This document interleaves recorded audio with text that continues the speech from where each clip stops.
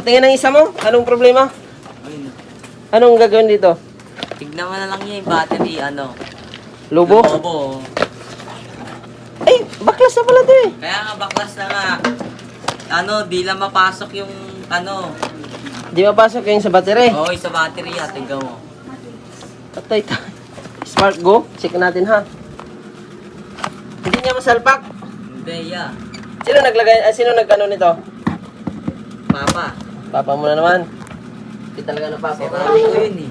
Ha? Ceramic ko. Siraan ko? Ayos ka. Luko-luko ka, sinisiraan mo yung tatay mo. Hindi ba yun mekaniko? Ay, technician? Hindi, sa Samsung nagtatrabaho yun. Oo? Papa mo naglagay nito? Oo, papa ko.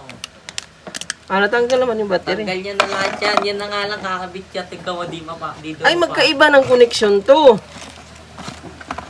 Kasi Spark Go 1 to, yung binili ng papa mo, Spark Go 2023, 2024 ang binili.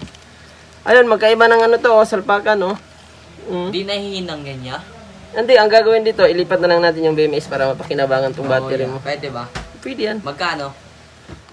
Iba kasi ang binili mo, hindi pang Spark Go 1. Paras lang silang sukat, paras lang ang size. Kaso lang, pagdating sa salpakan, magkaiba Iba sila. salpakan. Ano? Kita mo? Ito kita, malapad. kita. Itong isa, maiksi lang. So, magkaiba sila ng konektor. So, kailangan dito para gumana, may gagawin tayo. Para, sayang naman ang binili mo kung bibili ka ulit, no? Kaya nga eh. Kasi kung ito, magkaiba kasi, kaya hindi nasalpak ng papa mo. Ano sabi ng papa mo? Magkaiba daw? Magkaiba daw. Parang yung isa, may ano sa gitna, may harang. Kasi ano, dito pa lang, makikita mo na siya kasi ito malapad siya. Ito, paano siya? So, pasalpak siya. Ito nasa labas yung konektor. Namamatay na to kasi lobo na, no? So, nung sinalpak na tatay mo, hindi na napagana? Hindi. Sige. Hindi nga mapasok eh. Hindi niya mapasok kasi magkaiba nga. Pang ano to, ang kaparas nito ng battery, Smart 9, Spark Go 2020. Smart 9, Smart 10, parehas lang ng battery. Spark Go 1 2024. Kasi ang binili ng papa mo, iba. Hindi nga, iba nga eh. Diskartean na lang natin.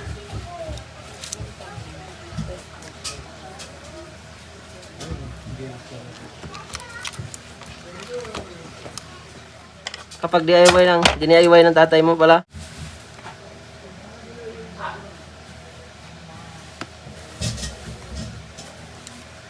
Okay, parehas. Simple technique lang yan. Para pakinabangan yan, ito gawin natin.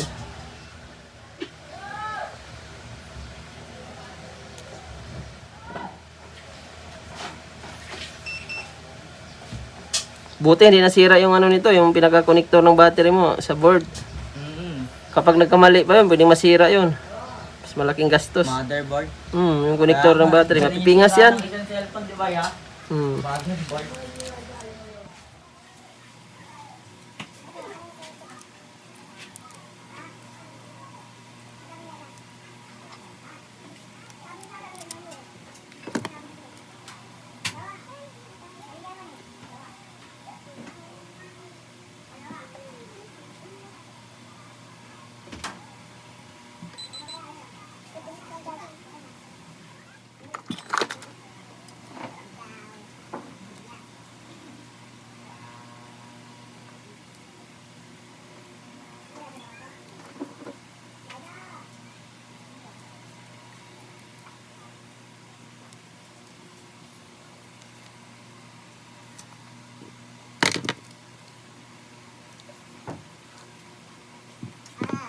Iban sasayaw sa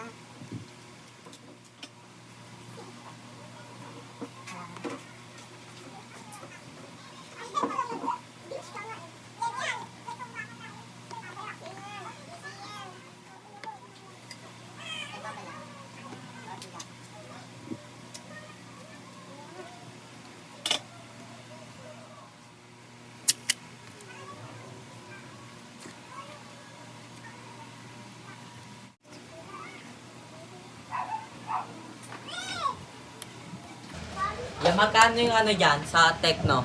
Pwede na yan, 150.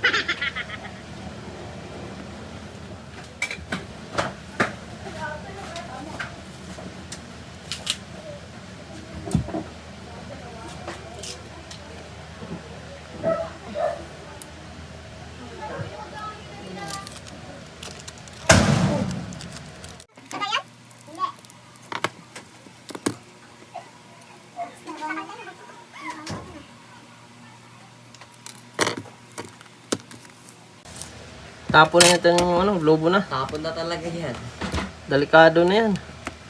Sabog yan. Sasabog ba yan? O yan oh, pumasok na oh. Galing. Lipat natin to. Kasi magkaiba sila ng connector eh. Tignan natin na kung mabuhay ha. Yun, sapul na. Hmm. Galing ah. Yan yung technique. Yan yung di natutunan ng tatay mo, no? Mm.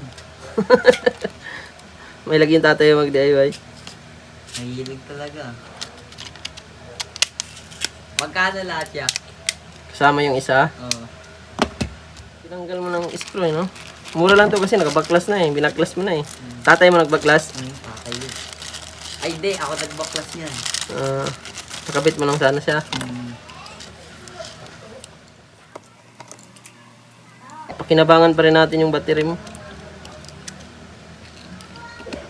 So lang, iwasan mo lang ma-overcharge kasi replacement siya eh. Pwede siya madali lumubo.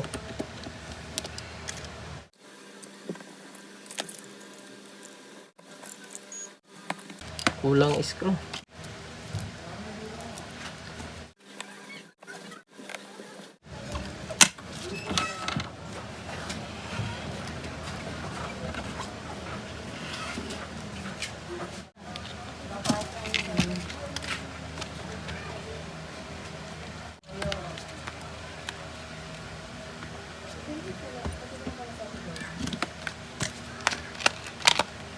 Magkano Ayan, lahat yan? tingnan natin.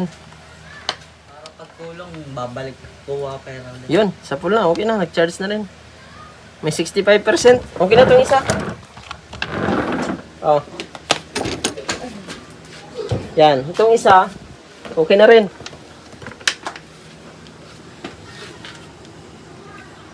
Magkano lahat yan?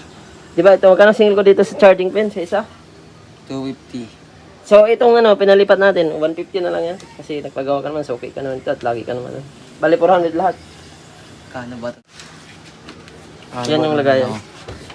Bali 400 lahat. Balik. Kaya abot? Babalik na lang ako yan. Kuha Kano ba ka pera mo dyan? 270 lang. Sige, balik ka na lang. Balik na lang ako yan. Oo. Di, iba ko na dito para... Di, dalhin mo na yan. Oh, sige yan. Bahala ka na kung babalik ka hindi ha. Salamat yan. Sige, thank you.